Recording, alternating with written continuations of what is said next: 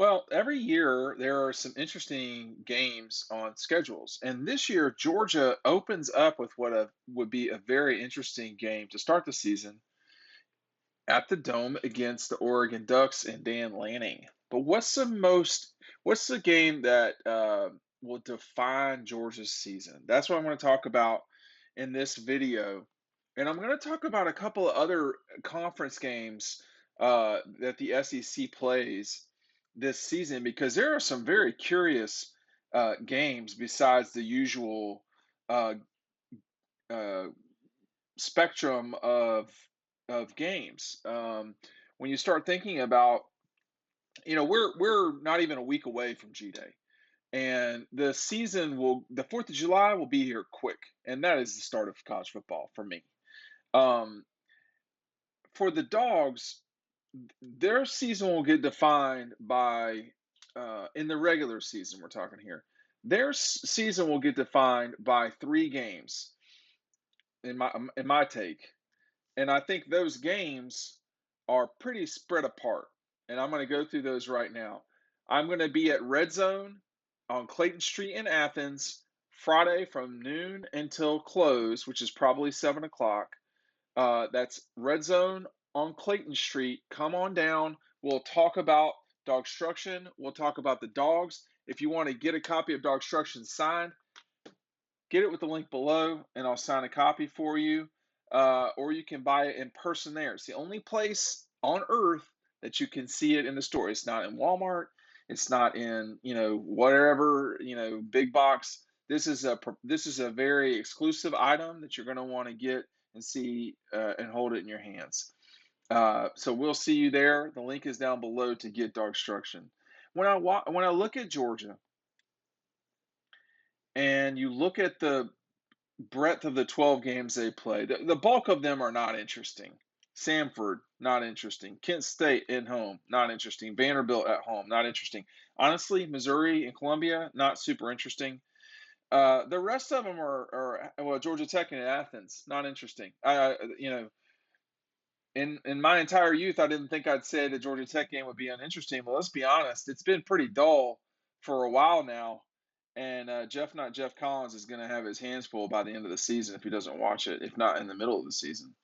But for Georgia, their season is going to be defined by these games: the Oregon opener, the Auburn game, the Carolina game in Columbia, the Auburn game in Athens, the Gators in Jacksonville, Tennessee in Athens, State in Stark Vegas, and the Kentucky Wildcats at Commonwealth in Lexington. Those are the games that will define the season.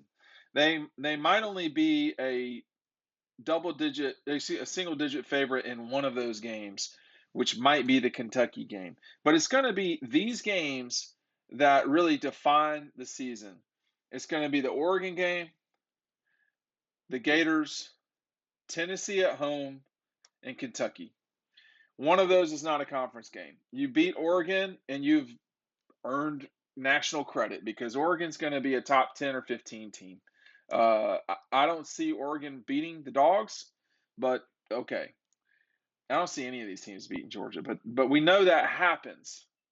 The Gators in Jacksonville, that is always the pivotal game of the season. It transitions you from the start of your season to the end of your season. Do you have championship goals, or are you driving home from Jacksonville with a black eye? Um, that Georgia is playing three Eastern Conference games after or right on top of Halloween and after is a new phenomenon. This is not something that we've seen a lot of. Certainly in the 90s, that didn't happen, and now in the 2020s, we're seeing more and more of that. The week after the Gators, Tennessee comes to town. And when you talk off the record, obviously, with folks inside the program and so forth, the Tennessee is a concerning situation for Georgia because of the type of offense that the Vols run.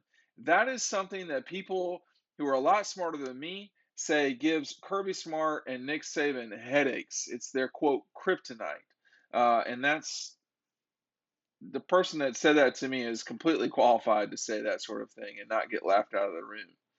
And then you've got the Kentucky game in Lexington. Georgia probably matches up better with Kentucky, but the Cats actually have a quarterback for the first time in a while, so that's a tricky thing too.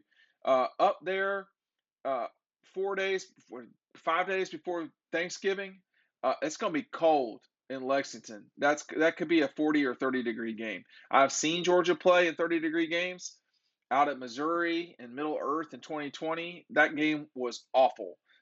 They won it in a blowout, but it was not a lot of fun. Those are the games that are going to define Georgia's season. Those are the ones that uh, you can't miss those games. But the game I'm the most, the game that you kind of can't wait to see more than anything, I mean, to me, it might be the Oregon game. I want to see, every season we have it takes such a long time to get back to the start of the college football season. And, and we'll have week 0 where like Vanderbilt will play Hawaii and all of that. But, Oregon is going to be a pretty legit program. I mean, they totally could win the uh, the Pac-12. In fact, they could be favored to win the Pac-12. They are not a team. I mean, they are certainly sort of starting to over with everything that's been going on. But Dan Lanning coming into place, Mario Cristobal going to Miami. Miami's another team to watch, by the way. But when you take a look at the Ducks, they are one of the teams that they're right around Clemson level coming into this season, and I mean Clemson of this season coming into it.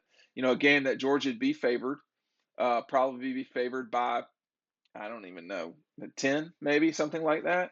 Maybe not as much, but uh, it's a game Georgia could lose. But man, y'all, I mean that game being in Atlanta, I mean that is just not an ideal situation for the Ducks to get into because you're playing Georgia in Atlanta.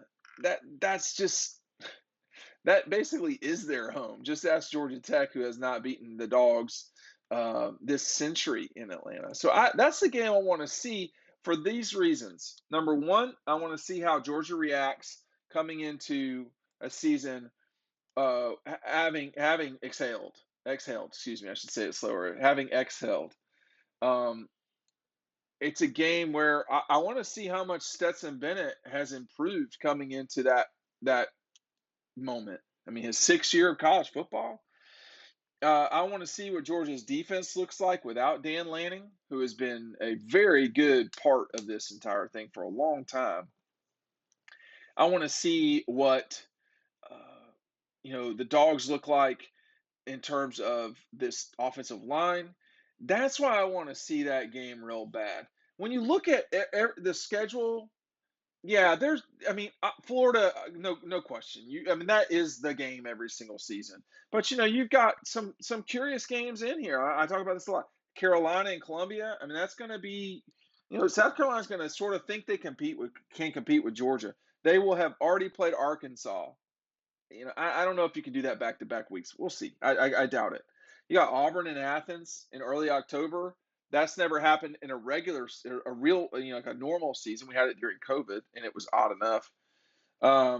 Tennessee and Athens could be the most live audience that we have in Athens this season. Auburn, yeah, but Tennessee, that team will have played Pitt, the Gators, LSU, and Alabama by the time they get to Athens. So they could have 2 or 3 losses. But that is going to be a better Tennessee team maybe than people think. I mean, they're going to be within 30 points this year, I think, of the Dogs, I would imagine. Mississippi State and Starkville, I think it's one of those games you're going to have to go survive. And Kentucky the week later might be the same way. But none of those jump out at you the way the Oregon game does and the Gators. I mean, obviously the Gators every time. I did want to go through a couple of games that are kind of interesting to me now that I'm just talking in the league. There are some huge marquee matchups. I mean, Georgia Oregon is like the third biggest in terms of names. You've got Texas Alabama in week 2. That is a massive television game. You start talking about LSU Florida State. That would be a bigger game if both of them weren't disasters lately, I guess you could say. Uh, Florida Utah is a game the Gators better watch that because Utah is functional. That Utah coach is legit. He is good.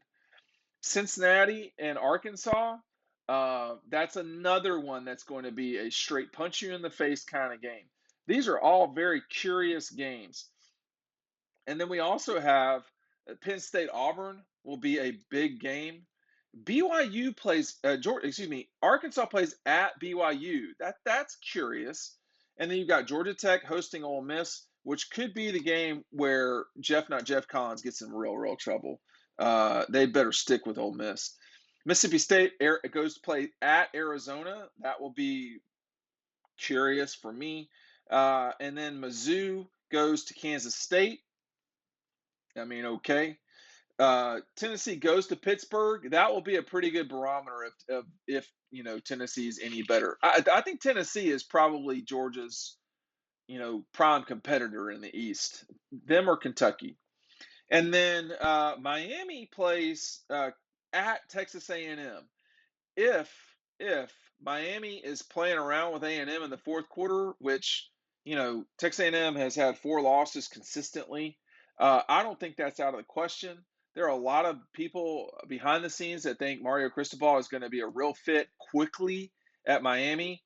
We'll see. That game will be a very good indicator. But for the Dogs, for me, the game I'm most curious to watch and see, it's against the Ducks. Just to open the season for all of those reasons. That's what I think. What do you think? Tell me down below while you're there. Pick up DAWGSTRUCTION. We'll see you at Red Zone noon on Friday until 7.